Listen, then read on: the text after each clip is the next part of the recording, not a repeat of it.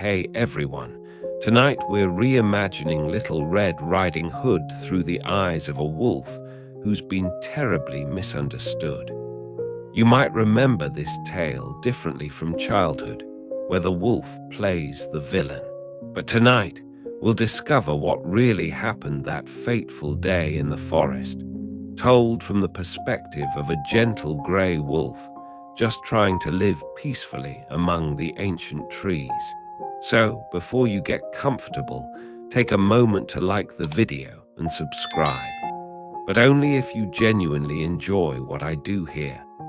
And if you'd like to share which fairy tale you'd want to hear from another animal's perspective, I'd love to read your suggestions in the comments below. Now dim the lights, maybe turn on a fan for that soft background hum, and let's ease into tonight's whispered tale. The first rays of dawn filter through the pine needles above your den, painting golden stripes across your grey fur. You stretch your powerful legs, feeling each muscle awaken after a night of peaceful dreams about running through moonlit meadows. Your morning routine never varies much. First, you pad softly to the small stream that bubbles just beyond the cluster of ferns sheltering your home. The water runs cold and clear, perfect for your morning drink, but something feels different today. You lift your muzzle, nostrils flaring as you catch an unfamiliar scent on the breeze. It's not the usual mixture of pine sap, damp earth, and small woodland creatures going about their business. There's something else, something that makes your fur prickle slightly along your spine. Humans. More humans than usual have passed through your forest.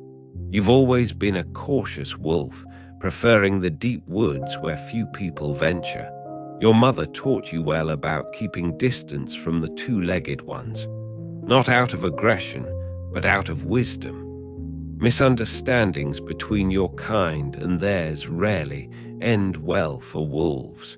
Following your usual morning path toward the berry thicket, you notice broken twigs where no deer would tread. Boot prints press deep into the soft moss that you're always so careful not to disturb. Someone has been walking here recently, and not with the gentle step of one who respects the forest. Your breakfast usually consists of late summer berries and perhaps a fish from the deeper pools if you're feeling patient enough to wait by the water. You found that despite what stories say about wolves, your stomach handles a varied diet quite well. The elderberries are particularly sweet this time of year, and you've been looking forward to them. But as you approach your favorite berry patch, you stop short. There, where yesterday stood untouched bushes heavy with dark fruit, now several branches hang broken. Purple juice stains the ground where someone has carelessly crushed fallen berries underfoot. A woven basket lies forgotten among the roots, and you approach it cautiously. The scent on the basket is distinctly human, mixed with something sweet like baked goods. You've encountered such smells before when passing near the village at the forest's edge, though you always give the settlement a wide berth. Inside the basket, a cloth covers what smells like fresh bread and honey cakes. You back away, leaving the basket untouched. Your mother's teachings echo in your memory. Never take what belongs to humans, no matter how abandoned it might appear.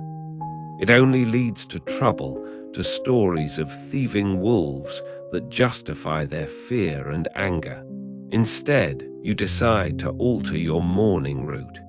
If humans are venturing deeper into your forest, you'll need to adjust your patterns. Perhaps the western trails will be quieter. You know of another berry patch there, though it requires passing through the grove of old oaks where the gossipy squirrels will surely chatter about your change in routine. As you turn to leave, your keen ears catch a sound in the distance. Humming, a human voice, high and young, moving along the main path that leads from the village deeper into the woods. Instinctively, you lower yourself, though you're far enough away to remain unseen. Through the undergrowth, you glimpse a flash of bright red moving between the trees. The flash of red disappears down the path, and you release a breath you didn't realize you were holding. Your paws move silently over the forest floor as you take a wider route around the human activity. The western trails prove more peaceful, as you'd hoped, though the squirrels do indeed announce your presence with indignant chittering. You've always found the oak grove soothing despite its chatty residents. The trees here are older than memory, their trunks so wide that even with your long body stretched full length, you couldn't span halfway around them. Acorns crunch softly under your careful steps, and overhead, the canopy is so thick that only dappled spots of sunlight reach the ground. It's here, in this ancient part of the forest you thought you knew completely, that you first catch the scent of wood smoke. Not the sharp, dangerous smell of wildfire, but the gentle curl of smoke from a chimney. Your ears swivel forward, alert. How long has someone been living this deep in your woods? Curiosity wins over caution. You follow the scent through a patch of wild honeysuckle that must have hidden the dwelling from your previous explorations. The sweet flowers mask other smells, which explains why you've never noticed this place before. As you push through the final barrier of bushes, you stop in surprise. A cottage sits in a small clearing, so perfectly nestled among the trees it seems to have grown there rather than been built. Moss covers the rounded roof in a soft green blanket, and morning glories climb the weathered walls. A garden spreads to one side, filled with herbs and vegetables in neat rows. This isn't some new intrusion. This cottage has been here for years, perhaps decades, living quietly alongside the forest. You circle the clearing's edge, nose testing the air. The scents here are of lavender and rosemary, baking bread and old wood, nothing threatening. Through a window, you glimpse movement and freeze. An elderly woman moves slowly about her kitchen, her silver hair pinned up in a bun, her hands working on something you can't quite see. She turns toward the window, and you're about to bolt when you realize her eyes don't focus on you at all. They're clouded with age, staring vaguely in your direction, but not truly seeing. She smiles at something, perhaps a memory, and continues her work. You've never seen a human so old, so seemingly harmless. The wolves in your family always spoke of humans as quick and dangerous, but this grandmother moves with the careful slowness of age. She reminds you of the ancient doe who sometimes drinks at your stream, all gentle movements and peaceful presence. The cottage door opens, and you tense, ready to flee. But the old woman simply steps out with a pan of breadcrumbs, scattering them for the birds. Sparrows and finches descend immediately, chirping their thanks. She speaks to them in a soft voice, too low for even your sharp ears to catch the words. "Oh, I know you're out there," she suddenly says, louder but still gentle. Your heart pounds. Has she seen you after all? But no, her clouded eyes are turned toward the garden. "You can come closer if you like. I don't mind sharing my clearing with forest folk." You realize she's not speaking to you specifically. Perhaps she senses the presence of animals watching from the woods. Many creatures must observe this strange, gentle human who feeds birds and grows herbs instead of hunting or woodcutting. A rabbit emerges from the opposite side of the clearing, nose twitching as it hop-steps toward the scattered crumbs. The old woman chuckles. "There you are, Bernard. I wondered when you'd show yourself today. Bernard. She's named the wild rabbit. You watch in fascination as the rabbit, apparently familiar with this routine, helps itself to breadcrumbs while the woman continues talking about her garden, the weather, her plans for harvesting chamomile. Other animals begin to appear. A pair of deer step delicately into the far end of the clearing, browsing on the clover she seems to have planted just for them. Squirrels descend from the oaks, less chattery than usual as they gather fallen nuts. Even a badger emerges from beneath her woodshed, and she greets him too by name.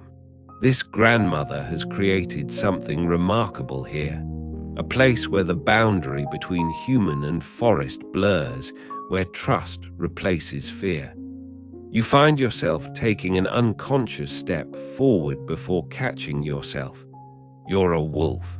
Even in this peaceful scene, you represent something different to humans, something that triggers deeper, older fears. But as you watch her settle onto a bench, humming softly while creatures feed around her, you wonder, could there be space for you in this gentle world she's created? Your favorite berry patch is just beyond her garden. If you could establish some understanding, perhaps you wouldn't need to keep altering your routes to avoid human spaces. You decide to return tomorrow, earlier, before the other animals arrive. Maybe you can gauge whether this unprecedented trust extends to all forest dwellers, or whether even this kind grandmother has limits. For now, you melt back into the forest, leaving the peaceful scene undisturbed. The next morning arrives wrapped in silver mist, the kind that muffles sound and makes the forest feel like a dream. You wake earlier than usual, anticipation stirring in your chest like a butterfly. All night, your dreams wove around that peaceful clearing, the gentle grandmother, and the possibility of something you've never dared imagine: acceptance. You groom yourself more carefully than usual, using the stream's surface as a mirror. Your grey coat gleams when clean, and you want to appear as unthreatening as possible. Every tuft of fur is smoothed down, every burr removed. You even rinse your muzzle twice to ensure no trace of yesterday's fish clings to your teeth. The journey to the cottage feels shorter this morning, or perhaps it's your eager paws that carry you more swiftly. The mist parts before you like curtains, and soon you can smell the now familiar scents of herbs and baking. She's awake early too, this grandmother of the forest. You pause at the clearing's edge, heart beating a steady rhythm against your ribs. Through the mist, you can see her in the garden, tending to what looks like a patch of mint. Her movements are slow, but sure, fingers finding each plant by touch more than sight. Taking a deep breath of courage, you step deliberately on a twig. The small snap echoes in the quiet morning. The grandmother's head lifts, turning in your direction. You see her squint, trying to focus those clouded eyes. "Another visitor?" she asks the mist. "You're earlier than the others. Bernard doesn't usually arrive until the sun burns through." You take another step, letting your paws fall more heavily than usual. You want her to know something larger approaches, to give her time to retreat if she wishes. But she merely straightens, wiping her hands on her apron. "My, you're a big one," she murmurs, still peering in your direction. "Don't be shy now. I've carrots fresh from the ground if you're a deer, and seed if you're something smaller." Summoning every ounce of courage your mother gave you, you emit a soft, low whine. Not threatening, but clearly not the sound of deer or badger. The grandmother goes very still. "Oh," she breathes. "Oh my, I haven't heard that sound in Henry. Is that you? After all these years?" "Henry," you tilt your head, confused. but she's already moving forward, hands extended, and you realize with alarm that she's walking straight toward you. Your muscles tense, ready to flee, but something in her voice stops you. Such hope, such joy. I thought you were gone forever when you stopped visiting. My dear, sweet Henry. They said you'd gone back to the wild, but I knew you'd remember. She's close now, too close for comfort, but her movements hold no threat. Her weathered hands reach out, and instinct wars with curiosity. At the last moment, you duck your head, letting her fingers find your fur. Your coat's different, she murmurs, running her hands along your shoulders. Coarser, and you're thinner than before. Oh, Henry, have you been eating properly? You stand frozen as she explores your fur with gentle touches. Henry must have been a dog, you realize. A large dog she once knew. Her clouded eyes and wishful heart have mistaken you for a lost companion. Come, she says, turning back toward the cottage. Come inside. I'll make you a proper breakfast. You remember where your bowl used to be, don't you? This is the moment to leave, to slip away before the misunderstanding grows. But something about her absolute trust, her joy at this reunion with a friend who isn't really there, keeps your paws planted. Would it be so terrible to let her believe, just for a morning? You follow at a careful distance as she makes her way to the cottage. At the door, she pauses, holding it open. The interior smells of herbs and wood polish, books and breakfast. No human dwelling has ever welcomed you before. Don't be silly, Henry. You never had to wait for permission before. Swallowing hard, you cross the threshold. The floor is smooth wood under your paw pads, worn soft by years of footsteps. The main room is small but cozy, filled with furniture that seems made for comfort rather than show. A rocking chair sits by a cold fireplace. Dried herbs hang from the rafters. Books line one wall, their spines faded with age. Your bowl's still in the kitchen, she says, already moving in that direction. I couldn't bear to put it away. Silly of me, but it made me feel like you might come back. In the kitchen, she reaches unerringly for a large ceramic bowl on a low shelf. Your keen nose tells you it hasn't held food in a long time, but she fills it now with fresh water from a pitcher. Setting it on the floor, she steps back, smiling in your general direction. You approach the bowl cautiously. The water is clean and cool, and you realize you are thirsty from your nervous morning. As you drink, she bustles about, pulling bread from a box, eggs from a basket. You used to love my scrambled eggs, she chatters. With a bit of cheese, remember, though you're probably too wild for such things now. Still, I'll make some anyway. You always were good company at breakfast. You finish drinking and retreat to the doorway between kitchen and main room, watching her work. Her movements might be slow, but they're practiced. She knows this space perfectly, finding everything by touch and memory. Soon, the smell of cooking eggs fills the air. This is all so strange, so far from anything you've experienced. Yet there's something deeply peaceful about it too. This grandmother offers trust without question, love without conditions. Even if it's meant for someone else, someone long gone, the warmth of it reaches you. She plates the eggs with practiced movements, setting one dish on the small table and another on the floor where you assume Henry once ate. The ceramic bowl looks hand-painted with little paw prints around the rim, clearly made with love for a cherished companion. You smell cheese and herbs mixed with the eggs, and despite yourself, your mouth waters. I know you've been living rough, she says, settling into her chair with a soft sigh. Your breathing's different, deeper, and you smell like the deep forest now, not like my garden. But that's all right, Henry. Sometimes we all need to run wild for a while. You creep closer to investigate the offered food. It's been years since you've eaten anything cooked, and the warmth rising from the eggs carries such comforting scents.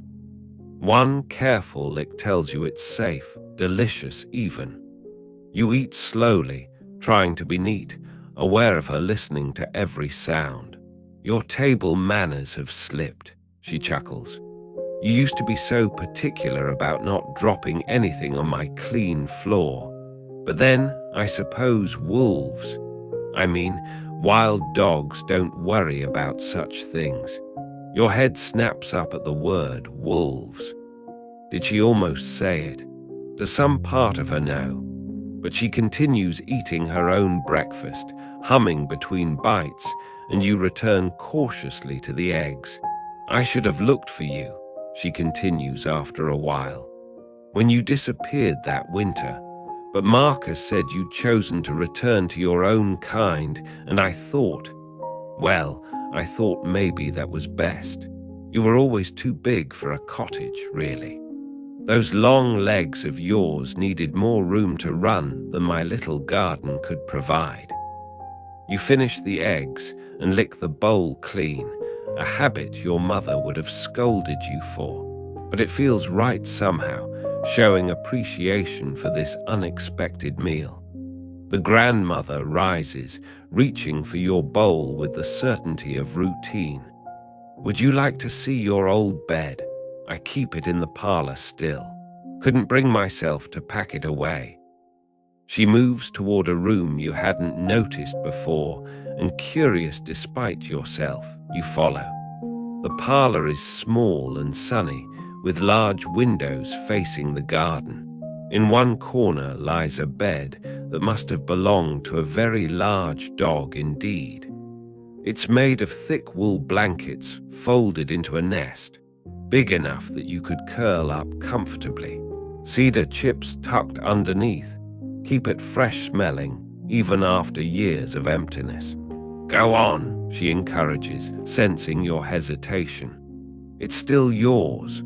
You approach the bed, sniffing carefully. Yes, there was a dog here once. The scent is old but still readable to your sensitive nose. A male, elderly when he last slept here. Well cared for. Loved. You can smell the grandmother's scent too, lavender and wool, as if she sometimes sat beside this bed, perhaps reading aloud or simply keeping company. I used to read to you here, remember? You'd pretend to sleep, but your ears would twitch at the exciting parts. She feels her way to a nearby armchair, settling into it with the ease of long practice. Would you like me to read now? I've gotten better at it since my eyes changed. I have to feel the stories more than see them now. She reaches for a book on the side table, but it's not a regular book, you realize. The pages are thick with raised dots that her fingers trace expertly.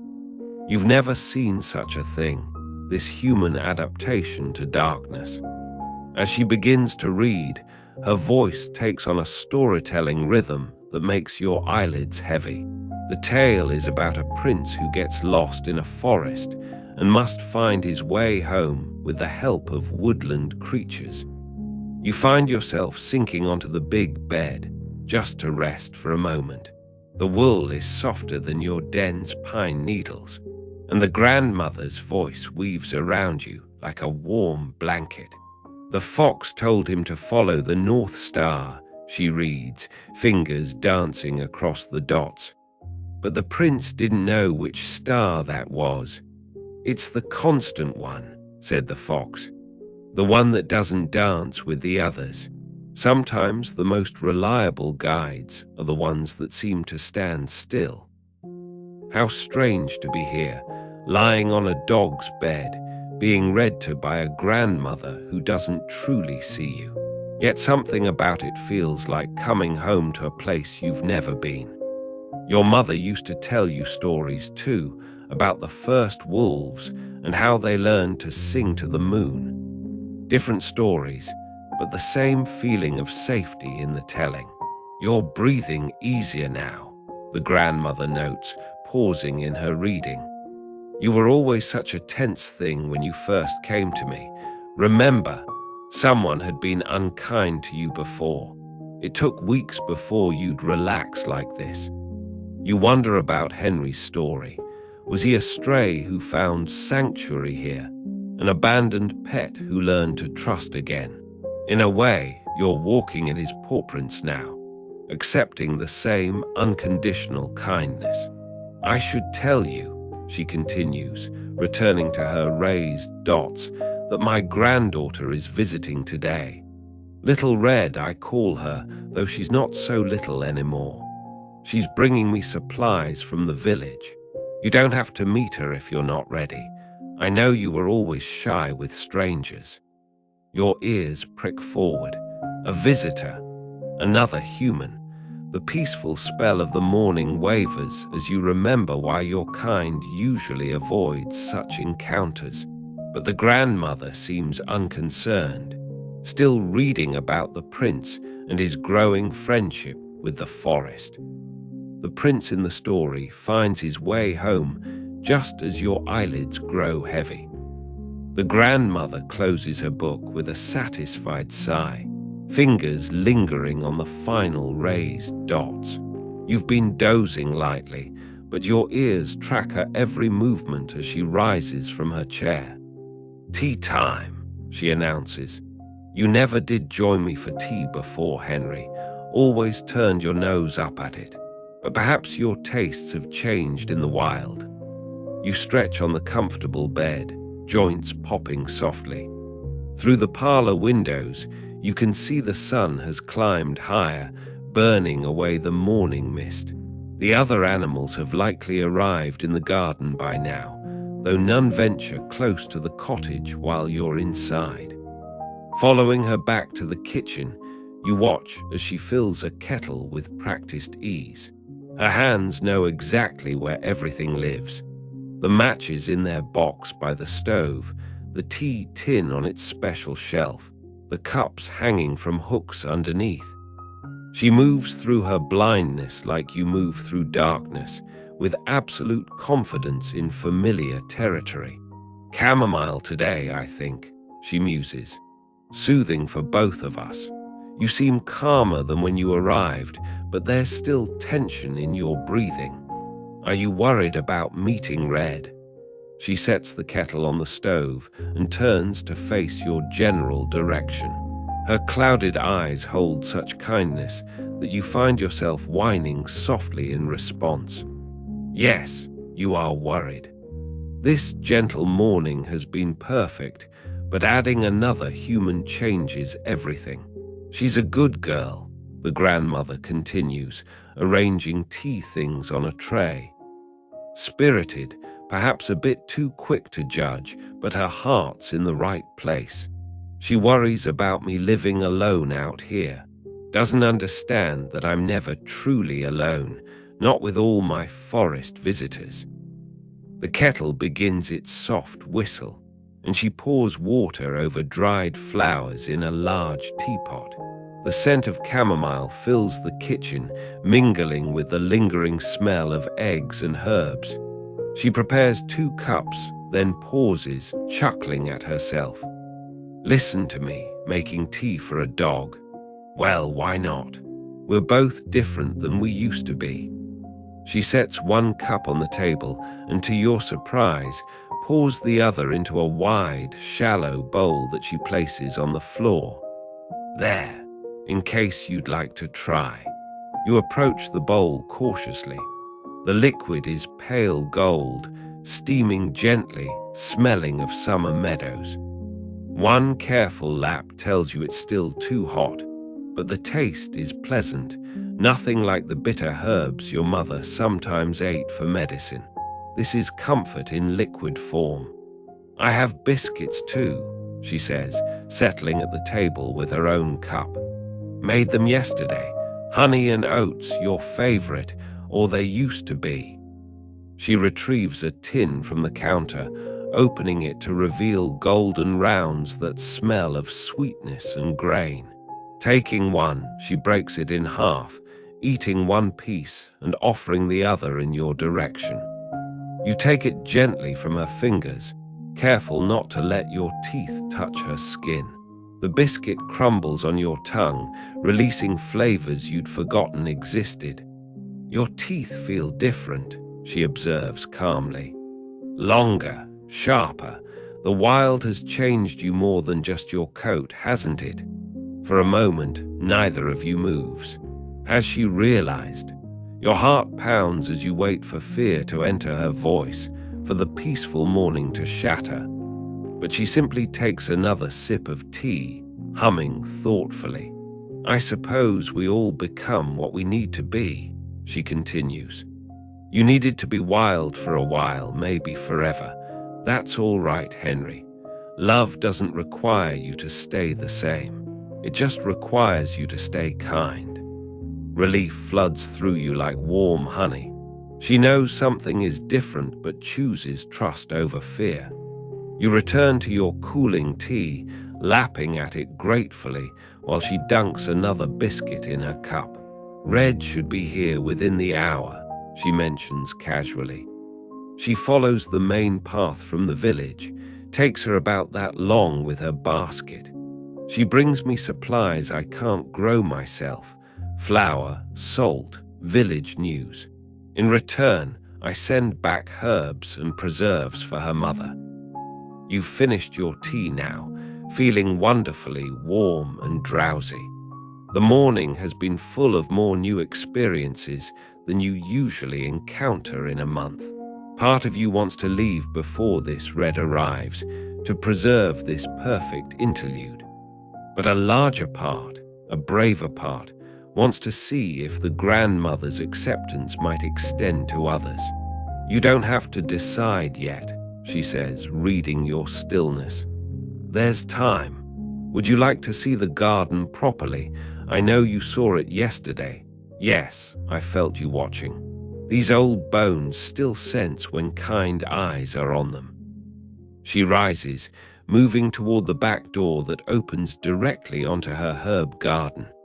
You follow, grateful for the fresh air and space to think. The sun has warmed the plants, releasing their scents in waves. Basil, thyme, rosemary, plants you can now name thanks to her constant chatter. Bernard the rabbit is there, freezing when he spots you before relaxing marginally when the grandmother appears behind you. The other animals have scattered to the clearing's edges, watching warily. You understand their caution. Even with the grandmother's blessing, you remain what you are. Don't mind him, Bernard, she calls out. He's an old friend, visiting after a long absence. Henry, meet Bernard. Bernard Henry. The rabbit's nose twitches furiously, clearly smelling wolf despite the grandmother's introduction. But habits run deep here, and trust in the old woman runs deeper. Bernard returns to his grazing, though his powerful hind legs remain tensed for quick escape. Would you help me harvest some mint? She asks, moving toward a fragrant patch. Red's mother likes it for her evening tea. You could hold the basket. Ah, but perhaps that's difficult now. No thumbs in the wild are there. You watch her work among the herbs, her weathered hands finding each stem by touch. The basket fills with mint, lavender, and bundles of thyme tied with twine. The morning has grown warmer, and she pauses occasionally to pat her forehead with a handkerchief pulled from her apron pocket. Getting warm, isn't it? She says, straightening with a small groan. This old body doesn't handle the heat like it used to. Come, let's go back inside. I have something for you. Back in the cottage, she disappears into what must be her bedroom, returning with fabric draped over her arm. It's a shawl, you realize, knitted in soft greys and browns that catch the light filtering through the windows. "I made this last winter," she explains, running her fingers along the delicate pattern. "The colors reminded me of your coat. Well, your old coat. I hoped you might come back when the weather turned cold." She holds it out, and you step closer to investigate. The wool smells of cedar and lavender, of long winter evenings and patient hands working by firelight. It's beautiful in its simplicity, clearly made with love for someone deeply missed. "May I?" she asks, and before you can decide how to respond, she's draping it around your shoulders. The fabric is lighter than you expected, settling over your fur like mist. "Oh, it suits you. I know dogs don't usually wear such things, but humor an old woman, won't you?" You stand still, processing this new sensation. The shawl is surprisingly comfortable, not restricting your movement, but adding a layer of softness. When you turn your head, you catch your reflection in the dark window glass and almost don't recognize yourself. You look domestic, cared for, loved. "Perfect," she breathes, clasping her hands together. "Just as I imagined when I was making it. You'll take it with you when you go back to the wild, won't you? For the cold nights." A sound from outside makes your ears swivel.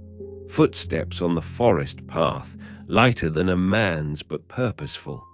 Young, moving with the confidence of someone who knows the way well. Your nose catches a new scent carried on the breeze. Human female, mixed with the sweetness of baked goods and that red fabric you glimpsed yesterday. "Ah, that'll be red," the grandmother says, though she couldn't have heard the distant steps. Earlier than usual, she must have left at first light. Such a thoughtful girl, trying to visit before the day gets too warm. Your muscles tense beneath the shawl. The peaceful morning suddenly feels fragile, like ice too thin to hold weight. But the grandmother moves toward her rocking chair, settling into it with complete calm. "Now, Henry, I know you're shy, but Red's practically family. She's been coming here since she was tiny, toddling along that path holding her mother's hand. She knows all my forest friends. Well, most of them." The footsteps grow closer. You can hear humming now, the same melody you heard yesterday, but nearer. Through the window, you spot a flash of red between the trees. Your instincts scream at you to flee, to shed this domestic disguise and vanish into the forest where you belong. But the shawl seems to hold you in place. Its gentle weight, a reminder of the trust placed in you. If you're uncomfortable, the bedroom door is open, the grandmother offers. You could wait there until you're ready. No shame in taking things slowly. You glance toward the bedroom, then back at the old woman rocking peacefully. She's given you so much this morning: food, shelter, acceptance, even this lovingly made shawl. Could you truly panic and flee at the first sign of her granddaughter? The humming stops just outside. Through the door comes a cheerful call. "Grandmother, it's me. I brought fresh bread and honey cakes." "Come in, dear," the grandmother responds. The door's open. This is your last chance to hide. You take a step toward the bedroom, then freeze as the door swings wide. There in the doorway stands a young woman, perhaps 20 summers old, wearing a red cloak despite the warming day. Her basket smells of the same baked goods you encountered yesterday in the forest. For a heartbeat, nobody moves. Red's eyes go wide as they take in the scene. Her grandmother rocking calmly, while a large wolf stands in her cottage wearing a knitted shawl. The basket slips from her fingers, hitting the floor with a soft thump. Grandmother, her voice climbs high with disbelief. "What? Who? That's not..." "Oh, Red, you startled him," the grandmother tuts. "Henry's come back after all these years. Isn't it wonderful? Though he's changed quite a bit, living wild." Red's face cycles through expressions faster than flickering candlelight. Confusion, fear, protective anger, then back to confusion. Her hand moves instinctively toward the doorframe, gripping it for support or perhaps preparing to flee. "Grandmother," she says slowly, as if speaking to a child, "that's not Henry. Henry was a dog. That's a wolf," the grandmother supplies calmly. "Yes, I did wonder. The teeth are quite different, aren't they? But the heart's the same. He's been nothing but gentle all morning." You remain frozen, acutely aware of how this must look. A wolf in her grandmother's cottage, wearing her handmade shawl, standing too close to the elderly woman who clearly can't see the danger. Red's eyes dart between you and her grandmother, calculating distances and options. "Don't move," Red instructs, though it's unclear if she's speaking to you or her grandmother. "I'm going to get the woodsman. He's just down the path checking his traps. He'll know what to do." "You'll do no such thing," the grandmother says firmly. "Thomas is a good man, but he thinks with his axe first and his head second. There's no danger here, Red. Just an old friend visiting, even if he's not quite who I first thought. You want to help, to somehow communicate that you mean no harm, but every movement might be misinterpreted as aggression." Slowly, carefully, you lower yourself to the floor, making yourself smaller. Your belly touches the cool wood as you rest your head on your paws, trying to appear as unthreatening as possible. "See," the grandmother says warmly. "He knows you're frightened, dear. He's trying to show you he's peaceful." But Red isn't looking at your submissive posture. Her eyes are fixed on your teeth, visible even with your mouth closed. "Grandmother, please, just come to me slowly. Don't make any sudden movements." You whine softly, the same gentle sound that worked with the grandmother earlier. But to Red's ears, it must sound like something else entirely, because she gasps and presses herself harder against the doorframe. "He's going to attack," she breathes. "That sound, he's warning us." "Nonsense," the grandmother says, but you can hear a thread of concern entering her voice, not for herself, but for the growing panic in her granddaughter's tone. "Red, you're scaring him. And me, frankly, take a breath." You try another approach. Rising slowly, you pad toward the abandoned basket, thinking perhaps if you could nudge it toward her, show interest in returning her belongings. But the moment you move, Red shrieks. "Don't you dare!" She lunges forward, grabbing an iron poker from beside the fireplace. "Stay away from our things." The sudden movement and harsh metal scent make you instinctively shy back. The poker swings through the air where you've been standing, and you realize with sinking heart that she's beyond reasoning. Fear has taken hold, painting everything you do as predatory. "Red," the grandmother stands now, alarmed. "Put that down this instant. You're behaving like a wild thing yourself." "He's tricked you," Red insists, keeping the poker between you and her grandmother. "Wolves are clever. He's probably been watching, waiting for the right moment. Maybe he did something to the real Henry." The accusation stings more than you expected. You think of the gentle dog who once slept in that comfortable bed, loved and missed by the grandmother. The idea that you might be blamed for his absence adds another layer of sadness to this spiraling situation.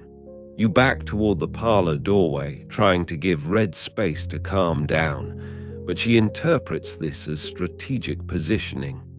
"He's trying to corner us," she announces. "Grandmother, we need to get out."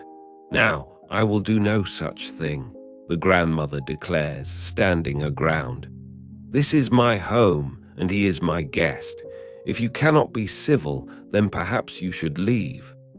Red's face contorts with frustration and fear. "He's done something to your mind. Wolves they can mesmerize people. I've heard stories. Please, grandmother, trust me." You realize with deep sadness that every story Red has ever heard about wolves is flooding her mind now. Tales of deception, of grandmothers devoured, of clever predators disguising their true nature. Nothing you can do in this moment will override years of ingrained fear. Desperate to defuse the situation, you remember the shawl. Perhaps if you remove it, stop looking like you're playing dress-up in her grandmother's clothes. You shake your shoulders, trying to make the fabric slip off. "He's agitated," Red cries. "He's going to lunge." The poker swings again, closer this time. You dance backward and the shawl tangles around your legs. Stumbling, you bump into a small table, sending a vase of wildflowers crashing to the floor. "My flowers," the grandmother sighs, sounding more exasperated than afraid. "Red, look what your hysteria has accomplished. Days of arrangement scattered because you cannot see past your own assumptions." Red doesn't seem to hear. She's advancing now, poker raised, trying to put herself between you and her grandmother. "When I get you out of here, you'll think clearly again. He's dangerous. They're all dangerous." You try one last time to communicate, lowering your head and backing away, making small, appeasing sounds. But Red's breathing has gone shallow with panic, and she's beyond noticing subtleties of body language.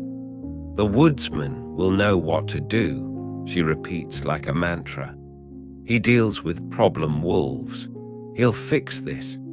The word problem attached to wolves makes your heart sink. You know what woodsmen do with problem wolves. The same thing they've always done when fear overrides understanding. The grandmother knows too, because her voice goes sharp. "You will not bring Thomas here with his axe and his assumptions. Red, I'm warning you. Stop this nonsense immediately." But Red has worked herself into a state where her grandmother's words sound like enchantment, like proof of Lupin mind control. She's trembling now, poker wavering in her grip, caught between her desperate need to protect and her fear of triggering an attack. "I'm sorry, grandmother," she whispers. "I'm so sorry you can't see what's happening. But I won't let him hurt you. I won't let another wolf take someone I love." Another wolf. The words hang in the air like smoke. There's a story there, some past pain that feeds her current terror. But there's no time to unravel it because Red is shouting now, voice carrying out the open door. "Thomas, Thomas, help, there's a wolf." Your peaceful morning shatters completely. Somewhere in the forest, heavy boots will already be changing direction, heading toward the cottage. You know you should flee immediately, but the grandmother looks so distressed, standing between her panicked granddaughter and you, trying to be a bridge between two worlds that suddenly seem impossibly far apart. The sound of running boots crashes through the morning like thunder. You have seconds, maybe less, before Thomas the woodsman arrives with whatever assumptions Red's terrified call has planted in his mind.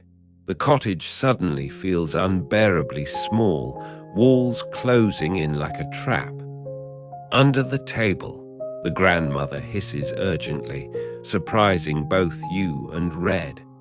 "Quick now, before he sees you properly. Let me handle this." You dive beneath the kitchen table just as a massive shadow fills the doorway. Thomas is everything you feared. broad-shouldered, axe already in hand, face red from running and ready for battle. His eyes sweep the room, taking in Red with her poker, the grandmother standing calmly in the overturned flowers. "Where is it?" he demands, axe rising. "Where's the wolf?" "Thomas, there's been a misunderstanding," the grandmother begins, but Red cuts her off. "It was right there, wearing her clothes. It's done something to her mind, Thomas. She thinks it's her old dog." The woodsman's face darkens further. This is worse than a simple wolf sighting. This is the old story, the nightmare every village child grows up hearing. Wolf in grandmother's cottage, wearing her clothes, waiting for innocent visitors. "Search the rooms," he orders Red, though his eyes keep scanning, sensing you're still close. "Check the bedroom first. They're clever, these beasts, probably hiding where it thinks we won't look." Your heart pounds so hard you're certain they must hear it. The tablecloth doesn't quite reach the floor, and if anyone bends down, the shawl is still tangled around you, grey wool that might catch his eye. You hardly dare breathe.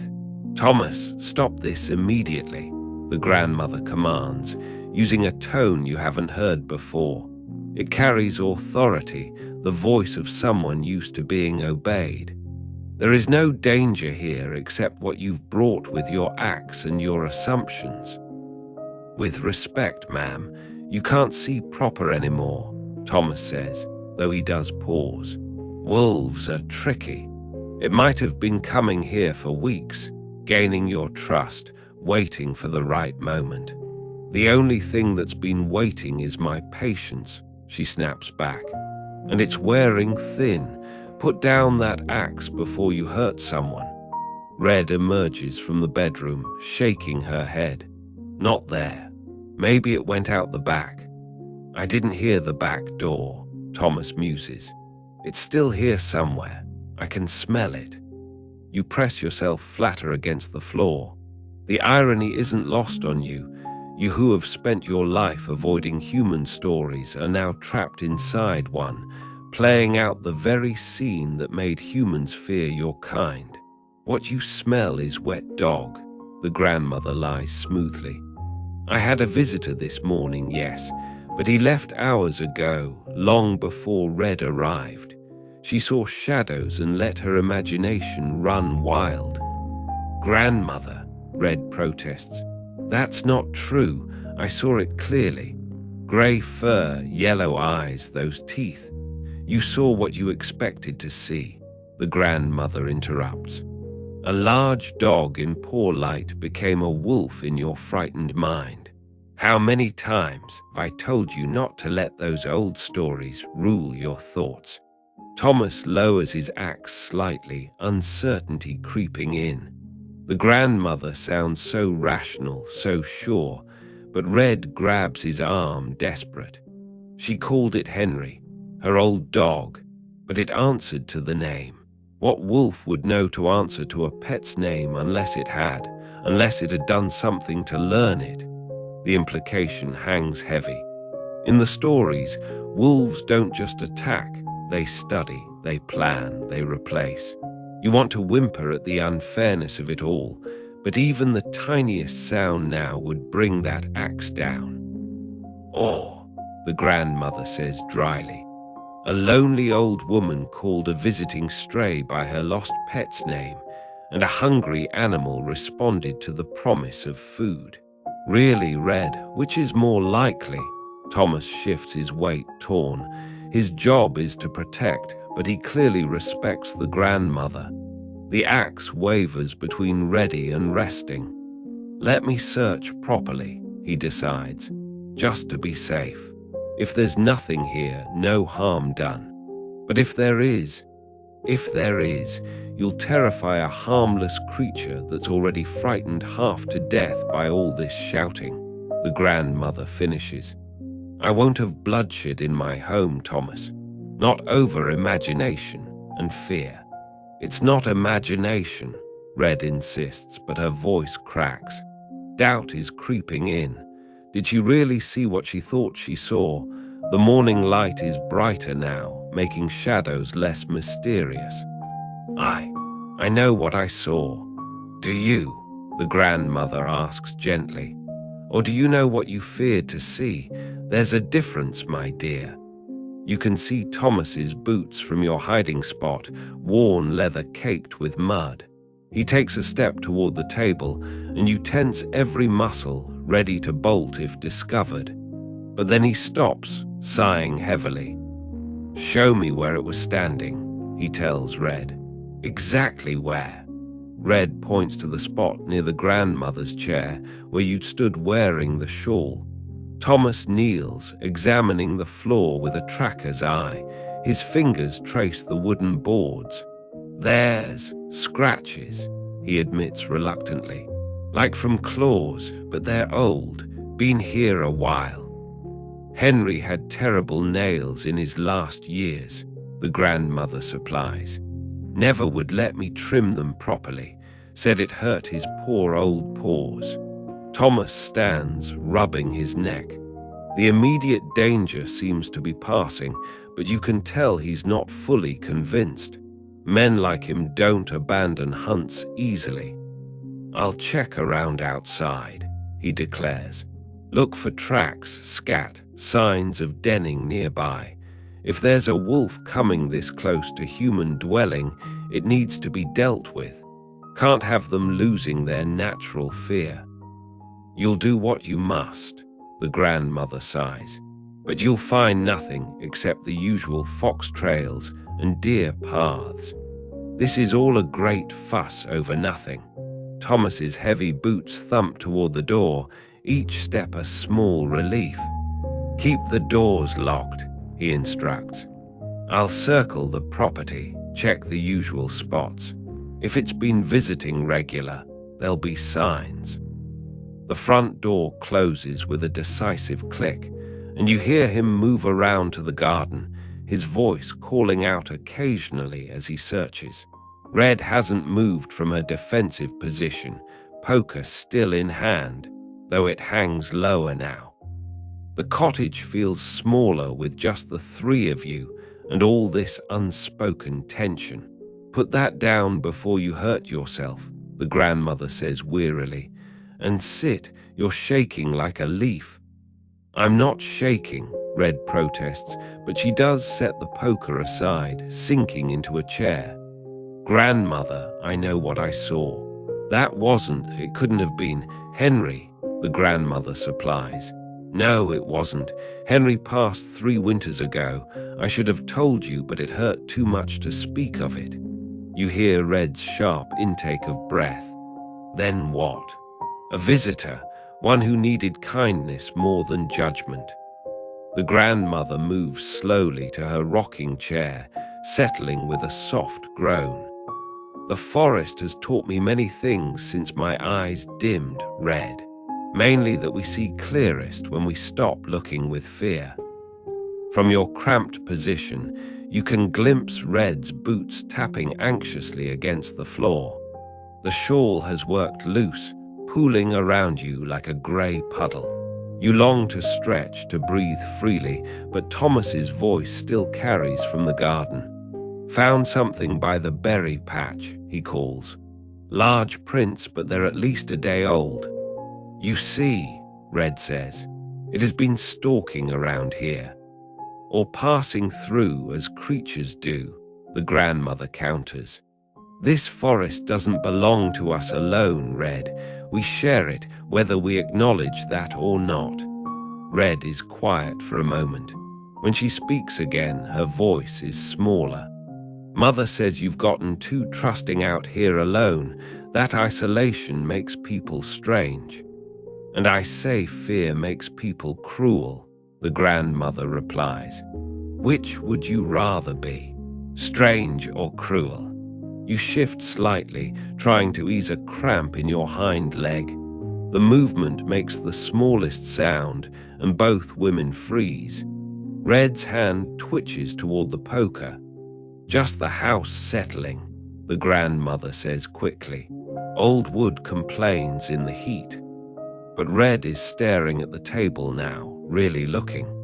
You can feel her gaze like weight pressing down through the tablecloth. She tilts her head, and you know she's spotted something, maybe the edge of the shawl, maybe the glint of an eye in the shadows. "Grandmother," she whispers, "don't move." "Oh, for heaven's sake," the grandmother mutters. "Not this again." Red drops to her knees suddenly, and you're looking directly into her wide eyes. For a moment that stretches like winter, neither of you move. Her face is younger this close, and you can see past the fear to something else: grief, old pain, confusion. The kind of expression prey animals wear when the world stops making sense. "You're under there," she breathes. "You've been under there this whole time." You blink slowly, the way cats do to show they mean no harm. Red's breath catches. "Grandmother," she says, not looking away from you, "it's under the table." "I know, dear," the grandmother says calmly. "Has been since Thomas came charging in like a wild boar. Poor thing must be terrified." Red sits back on her heels, struggling to reconcile this cowering creature with the monster in her mind. But wolves don't hide. They attack or they run. They don't hide under furniture like scared dogs. "Maybe," the grandmother suggests gently, "what you know about wolves isn't the whole truth. Maybe stories leave things out." Thomas's voice booms from somewhere near the back door. "Nothing fresh out here. Few deer trails, fox den by the old oak. If there was a wolf, it's long gone." "Should we tell him?" Red asks, still staring at you. "Tell him what? That you found a frightened animal hiding under my table? What do you think he'll do with that information, Red?" Red's face crumples slightly. You can see her working through it, the axe, the fear, the stories about what happens to wolves who come too close to humans. Even afraid, she's not cruel enough to want unnecessary blood. "I don't understand," she admits. "Why didn't it run? Why didn't it attack? Why is it wearing your shawl?" "Because I put it on him," the grandmother says simply. "Because he was cold, or perhaps because I was lonely. Because sometimes we do things that don't fit the stories we've been told." You decide to risk moving. Slowly, carefully, you emerge from under the table. Red scrambles backward but doesn't scream. Progress. You sit immediately, trying to look as unthreatening as possible despite your size. The shawl hangs off one shoulder, admittedly ridiculous. "It's so big," Red whispers. "Bigger than Henry ever was." "Life in the wild does that," the grandmother says. "Makes you grow into what you need to be."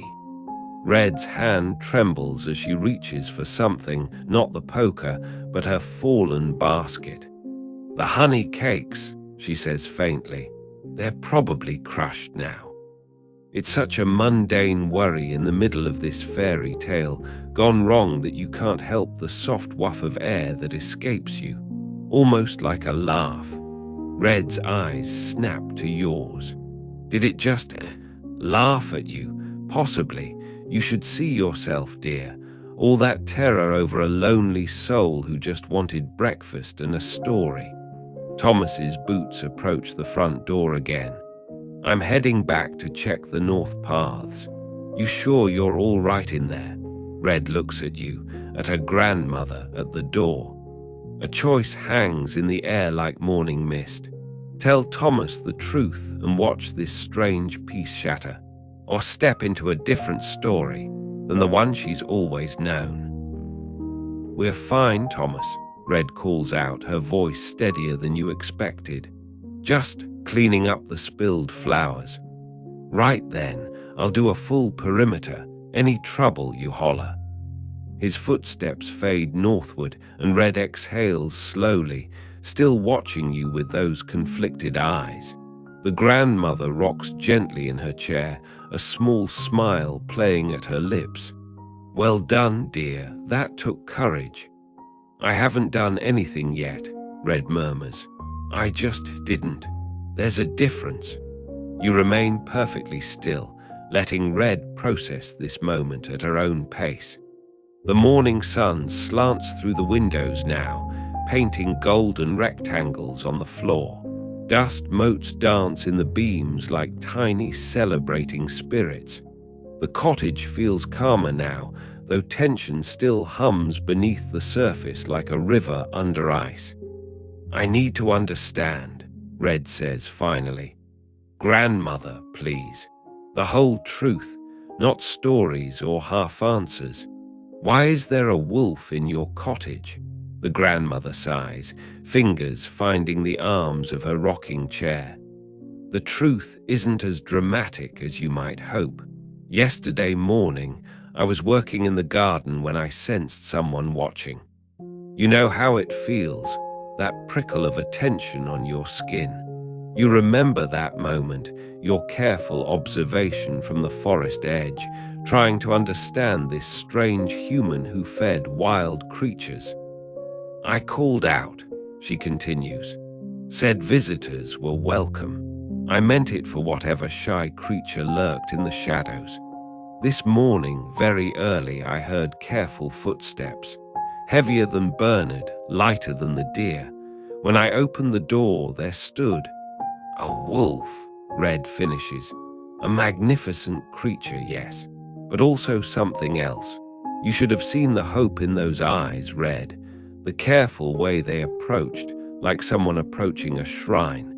I've lived long enough to recognize a soul-seeking sanctuary when I see one. So you just invited it in, a wild wolf. I invited in someone who needed kindness. The fact that they walked on 4 legs seemed less important than the fact that they came seeking connection, not harm. Red turns to study you again.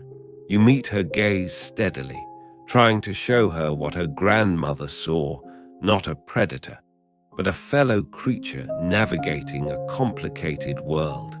The shawl, Red prompts. Ah, yes. Sentiment got the better of me.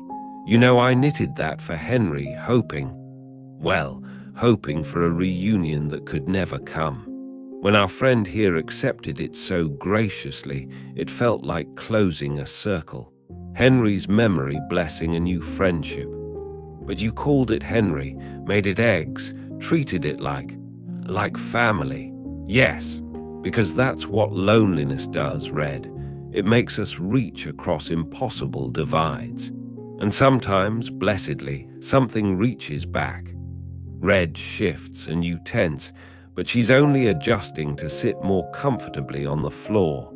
A good sign. People who expect violence don't sit down. In the stories, she says quietly, the wolf always has ulterior motives, always planning something terrible. In stories, wolves talk and wear nightcaps and blow down houses, the grandmother points out. Real wolves, I'm learning, mostly want the same things we do: safety, companionship, a full belly and a warm place to rest. And you're not afraid, not even a little. The grandmother considers this. I was more afraid when Thomas burst in with his axe.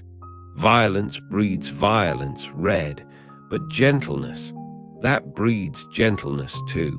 Our friend here has been nothing but respectful. Even now, frightened and cornered, there's no aggression, just patience. You decide to demonstrate this patience by lying down, chin on paws. The shawl pools around you like a soft grey cloud. Red watches every movement. It really does understand us, doesn't it? More than we probably realize. The animals always do. We just forget to notice because we're too busy talking over them. Grandmother. Red starts, then stops, takes a breath, tries again. When I was 12, a wolf took our neighbor's daughter. You remember? Little Sarah picking berries at the forest edge. Now you understand. The root of Red's terror planted young and watered with community grief. I remember, the grandmother says softly. I also remember that it was a harsh winter. The wolf was starving, driven mad by hunger, and Sarah wandered far from the village, alone despite warnings. Tragedy, yes, but not malice. How can you say that? Red's voice cracks. It killed her, and Thomas killed the wolf, and the village killed its entire pack to be safe. Where did all that killing lead us, Red? To fear so deep you can't see the individual for the species. Red wipes her eyes with her sleeve. You whine softly, involuntarily, responding to her pain. She looks at you sharply. Don't pity me, she says. I don't want a wolf's pity. Not pity, the grandmother suggests. Empathy. Another thing the stories leave out: wolves understand loss. They mourn their dead, did you know? Sing for them under the moon. That's just howling, Red protests, but weakly. Footsteps outside, not Thomas's heavy tread, but something lighter. The grandmother tilts her head, listening. Ah, she says. I wondered when she'd arrive. Who? Red asks, alarmed again. The back door opens, and you smell herbs and bread and something wild. An old woman enters, no, not old like the grandmother, but aged like the forest itself. Her hair is white as birch bark, woven with leaves and small bones. Her clothes seem made of moss and shadow. Sister, the grandmother greets her warmly. Perfect timing as always. I felt the disturbance, the newcomer says. Her voice is like wind in pine boughs. Thomas tramping about, scaring my friends. What's all this fuss? Oh, her eyes find you, and they're sharp as winter stars. Oh, I see. The forest woman moves into the cottage like smoke, barely disturbing the air. Her eyes never leave you, but there's no fear in them, only a deep, ancient knowing that makes you want to lower your head in respect. This is someone who speaks the language of the wild places. Red dear, the grandmother says, you remember my sister Hazel? The herb woman. Red's voice is faint. Everyone knows about the herb woman who lives deeper in the forest than anyone should, who appears at births and deaths, who some say isn't quite human anymore. Herb woman, forest keeper, bridge between worlds, Hazel agrees, settling onto the floor with surprising grace. All names for the same truth, and speaking of truth, she addresses you directly. You've caused quite a stir, haven't you, Grey One? You lift your head, meeting her gaze. There's no point in pretense with someone like her. Oh, you are a polite one, she murmurs. May I? She extends a weathered hand toward you. You sniff it carefully, pine pitch, mugwort, wild honey, and underneath it all, the scent of deep forest, places where humans rarely walk. You touch your nose to her palm. Grandmother, Red gasps. Should she be doing that? Hazel knows what she's doing, the grandmother assures her. She's been mediating between human and forest for longer than either of us has been alive. Not quite that long, Hazel chuckles, running her fingers through your fur with practiced ease, though sometimes it feels like centuries. This one's been living alone for 3 seasons. 4. And there's sadness here. Lost your family young.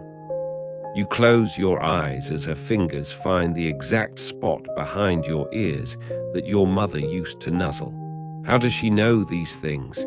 He understands every word, Red says. It's not quite a question. Most animals do if we speak true, Hazel confirms. We've just forgotten how to listen to their answers. Your grandmother remembers. It's why her garden blooms when others fail, why the forest folk trust her. But this is different, Red protests.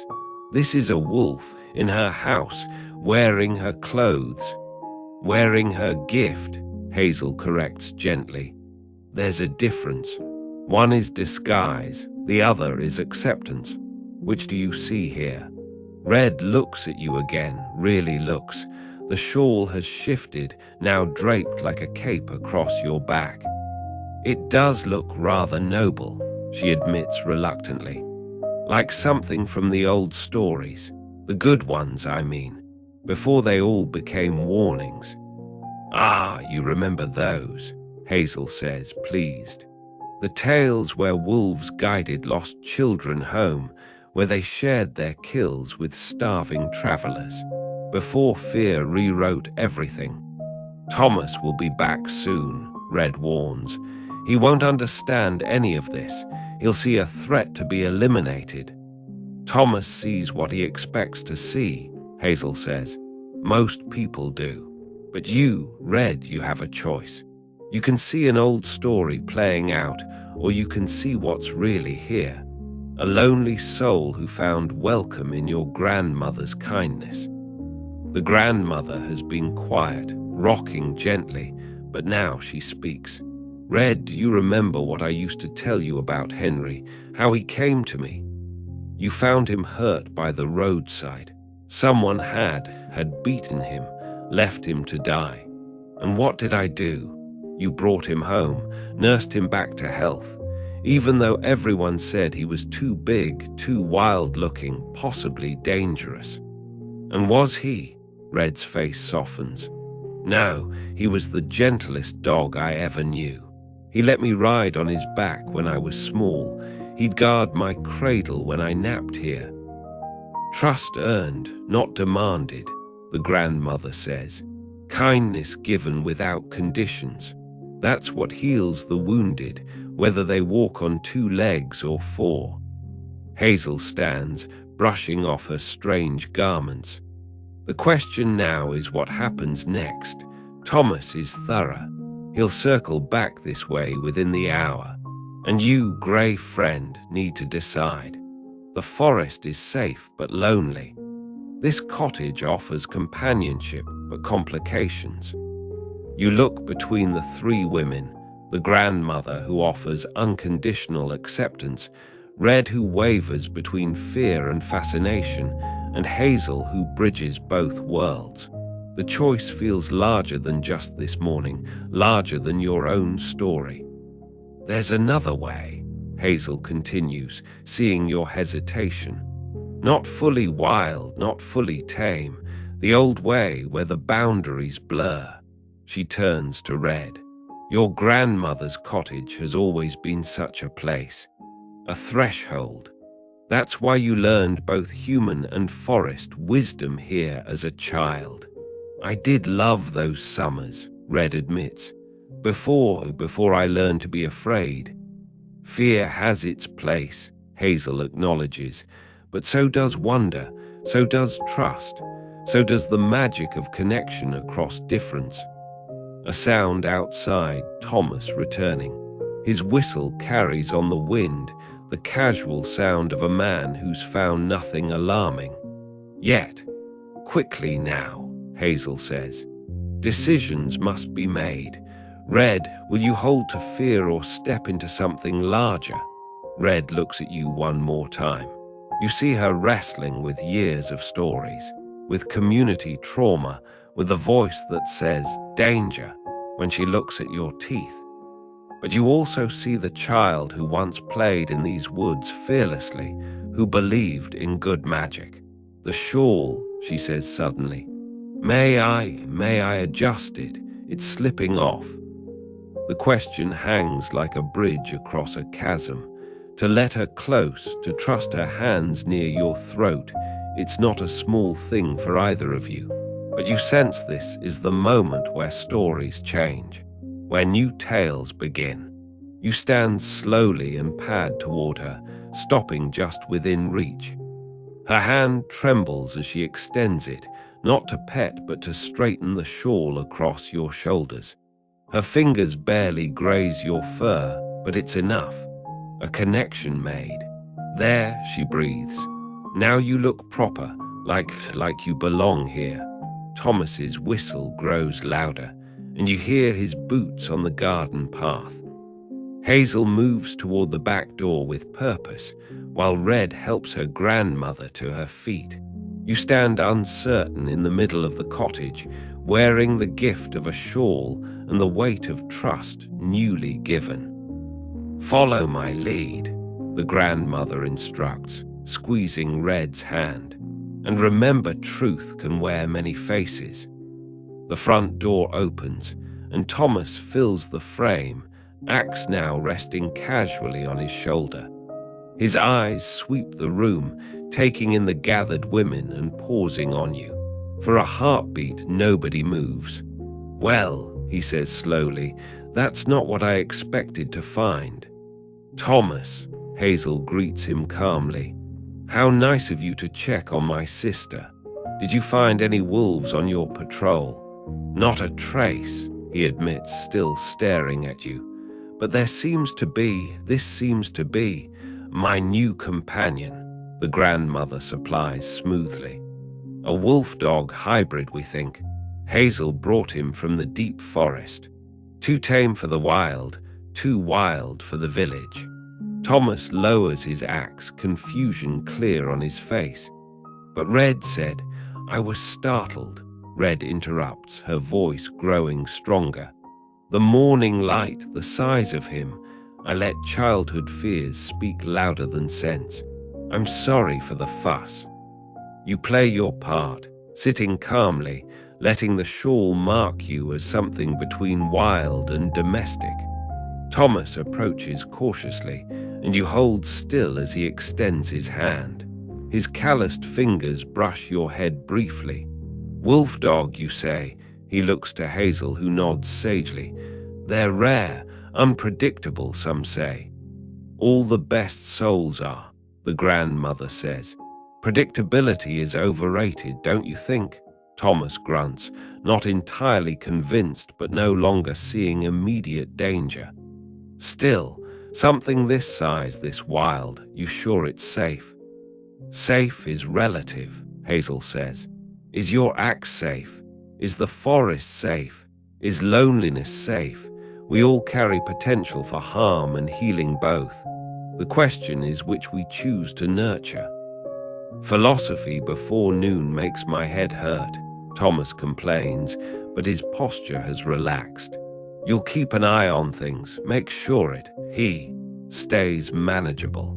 We'll all watch out for each other," Red says, and a hand finds your head resting there lightly. "That's what neighbors do."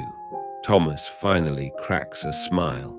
"Your grandmother's soft heart is rubbing off on you, Red. Just be careful. Some boundaries exist for good reason, and some exist from old fear," the grandmother adds. "Wisdom is knowing which is which." After Thomas leaves, the cottage settles into a new rhythm. Hazel brews tea from herbs that smell of deep forest and older magic. Red retrieves the crushed honey cakes, salvaging what she can. The grandmother returns to her rocking chair, and you curl at her feet, still wearing the shawl that marks you as chosen family. "This won't be simple," Red says quietly, nibbling a broken cake. "The village will talk, they'll worry, some might even try to fix what they see as a problem. Let them talk," the grandmother says. "Stories have power, but we get to choose which ones we tell. Today we began a new tale, not of deception and danger, but of understanding across difference. The old stories won't die easily," Hazel warns. "Fear has deep roots, but look, already you've changed one heart. Red will carry this morning differently now, won't you, child?" Red looks down at you, and you see something shifting in her eyes. "When I was small, I used to dream of befriending a wolf, before I learned it was supposed to be impossible." "Nothing is impossible at the threshold places," Hazel says, "and this cottage has always been one. Your grandmother made it so, with her open door and patient heart." The day deepens around you, sun climbing higher, painting new patterns on the floor. You doze lightly, still alert but increasingly comfortable. Red's hand finds your fur occasionally, each touch a small victory over inherited fear. "He'll need a name," she says suddenly. "Not Henry, that belonged to another story, something new." "Names have power," Hazel agrees. "Choose carefully." They discuss possibilities while you listen with half an ear. Guardian for your careful watching, Storm for your grey coat, Bridge for what you represent, but nothing quite fits. Twilight, the grandmother says finally, for the space between day and night, wild and tame, fear and trust, the gentle time when boundaries blur. You lift your head, considering Twilight. It feels right, this name for the in-between space you now occupy. Not fully wolf anymore, not trying to be dog, but something new. Something that exists because an old woman's kindness made room for it. The village will need time to adjust, Red says practically. Perhaps we start slowly. Let a few trusted people meet him, spread different stories. Martha's children would love him. They're too young to have learned proper fear yet. And my herbs need delivering, Hazel adds. A wolf dog guardian would certainly keep the supplies safe on forest paths. They plan around you, weaving a future where you might exist openly, carefully, building trust one interaction at a time. It won't be the wild freedom you once knew, but it offers something else: community, purpose, belonging. As afternoon shadows lengthen, Hazel prepares to leave. "The forest misses me when I'm gone too long," she explains, kissing her sister's cheek. "But I'll visit more often now. This threshold needs tending." Red also gathers her things, the empty basket light in her hands. "Mother will wonder what kept me. I'll tell her truth, my own truth, that I met Twilight and found him gentle." Small truths grow into larger ones, the grandmother approves. "Thank you, dear one, for choosing courage over comfort." After they leave, the cottage feels larger, full of possibility. The grandmother reaches down to stroke your head, her fingers finding the soft spot behind your ears. "Well, Twilight," she says softly, "what an interesting morning we've had. Shall we see what tomorrow brings?" You lean against her chair, feeling the solid wood, the gentle creak of her rocking, the peace of acceptance. Outside, the forest calls with familiar voices. The chittering squirrels, the wind in leaves, the distant howl of your kind. But inside offers something equally precious: the warmth of a hearth not yet lit, the promise of stories yet to be told, the magic of connection across impossible divides. The sun sets, painting the cottage in shades of gold and amber. Your belly is full from another shared meal. This time a stew the grandmother prepared with vegetables from her garden and herbs that made your tail wag despite yourself. She's shown you to a proper bed she's made near the hearth, not Henry's old bed, but something new, crafted from fresh blankets and hope. "Tomorrow, we'll introduce you to Bernard properly," she murmurs, settling into her own bed as night embraces the cottage. "And perhaps the deer at the meadow's edge. Small steps, gentle one. There's no rush." You circle 3 times on your new bed, an ancient instinct, before settling down with a deep sigh. The shawl is folded carefully nearby, ready for morning when you might need its mark of belonging again. The cottage creaks softly around you, a lullaby of settling wood and the grandmother's quiet breathing from the next room. Through the window, stars begin their nightly dance. You could slip out, return to the forest, become fully wolf again. The choice remains yours. But as sleep tugs at your consciousness, you find you don't want to leave. This threshold place, this space between worlds, feels more like home than any den you've carved from earth. Your breathing deepens, matching the rhythm of the night. In and out, slow and steady. The magic of the day settles into your bones, not the flashy magic of fairy tales, but the quiet miracle of fear transformed into friendship, of loneliness answered with belonging. You found your place in a new story, one written with patience and trust instead of teeth and terror. As dreams claim you, you hear the distant howl of your wild kin. Tomorrow, you might answer them, might teach them about the grandmother who sees with her heart, about Red who chose courage, about Hazel who bridges worlds. You might become a bridge yourself, helping others find the threshold spaces where understanding grows. But tonight, you simply rest, peacefully, fully, completely. A wolf named Twilight in a cottage full of love, dreaming of all the stories yet to unfold. The old tales said wolves and grandmothers could never share space without tragedy. But here you are, proof that new stories are always possible when hearts stay open. Your breathing slows to match the cottage's gentle rhythm. In and out, peace and trust, wild and home. All boundaries dissolved in the soft embrace of sleep, where every soul is simply itself, loved for what it is rather than feared for what it might be. And in this threshold space between wake and dream, you've never felt more truly, peacefully alive. And so our tale comes to rest. Sweet dreams.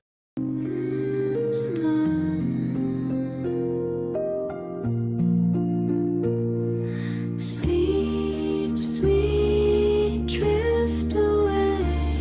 Tomorrow brings a brand new day. Dream, dream, to sail so far. You're my precious little star.